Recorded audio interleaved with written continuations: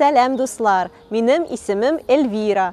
Мин сезне бүген Лейпциг белән таныштырам һәм үземнең шәһәр үзәгендәге иң яраткан урыннарын күрсәтәм. Син булырсың чәчкә, без икәү калырбыз. Лейпциг турында сөйләгәндә, өч әйбер күз алдына килә. Сәүдә, университет һәм музыка. Лейпцигта төрле вакытларда 500-дән артык композитор яшәгән һәм эшләгән. Бах, Мендельсон, Клара һәм Роберт Шуман, Эдвард Грик яшәгән йортлар музейларга әйләнгәннәр. Ел сайын Бах һәм Шуман исемендәге фестивальләр уза.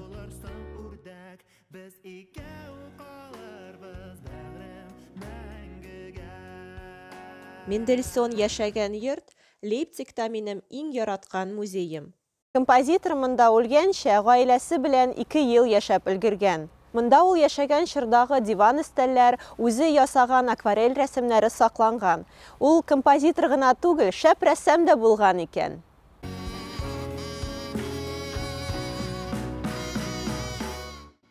Музейның беренче һәм соңгы катларында интерактив күргәзмәләр. Беренче катта чын дирижер да булып була. Композитор гаиләсендәге традицияләргә күрә, монда һәр якшәмбе иртәнге концертлар, матини оештырыла. Юлда тимердән ясалган эзләрне күрәсезме? Канатлар кебек. Бу ноталар эзләре сукмагы. Алар безгә Лейпцигның музыкаль тарихы турында сөйлиләр. Бу сукмак буенча барабыз.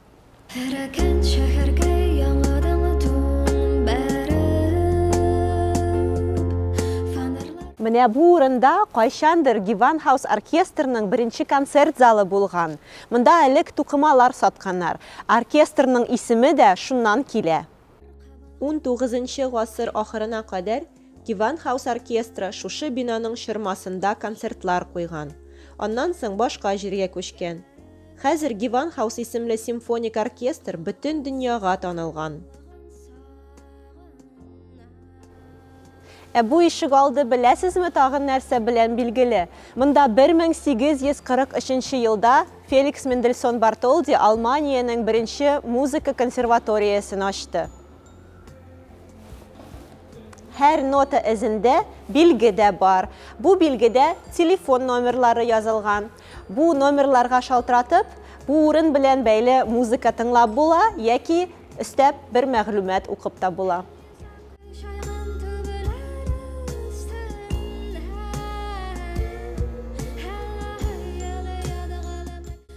Шәһәрнең бөтен тарихи үзәге архитектурасы сәүдә уңайлыгы таләпләренә җавап бирә.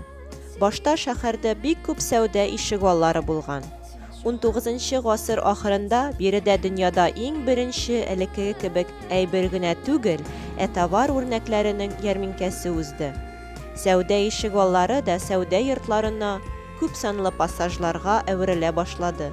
Лейпцигта искитерлек матур пассажлар бар.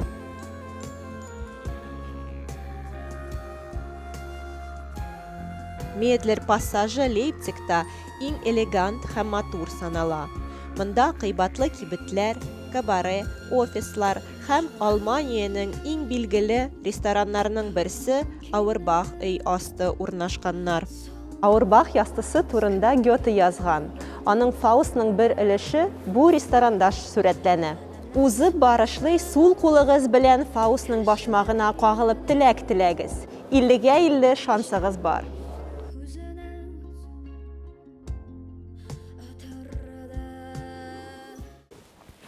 Үзәктәге иң рәхәт ишек алдына рәхим итегез. Бу сәүдәгәр Фрега йорты. Монда чәчәк галереясы һәм борынгы антиквар әйберләр сата торган кибет тә бар. Карагыз, почмакта урта гасырларда ясалган постер эленеп ята. Ул 1535 елныкы.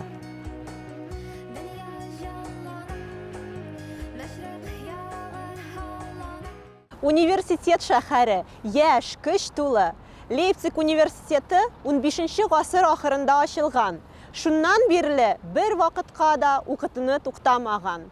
Шуның өчен Лейпциг университеты Алманиянең икенче иң борынгы университеты дип санала. Монда бик күп билгеле кешеләр һәм Нобель бүләге ияләре укыган. Алар арасында Лейбниц, Лессинг, Гёте, Вагнер, Шуман, Ницше һәм башкалар.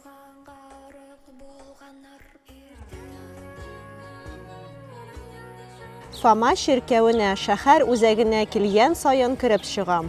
Бу чып-чын музыка гыйбадәтханәсе. Кызганычка, хәзер карантин, ширкәүгә керә алмыйбыз.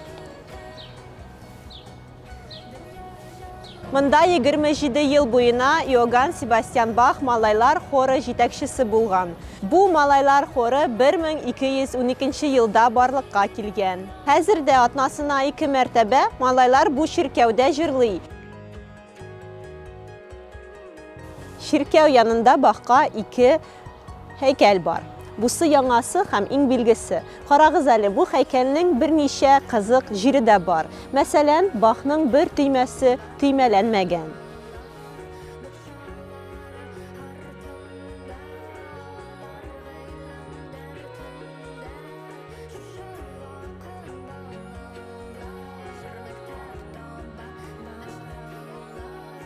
Дуслар, игътибарыгыз өчен зур рәхмәт. Лейпцигка рәхим итегез.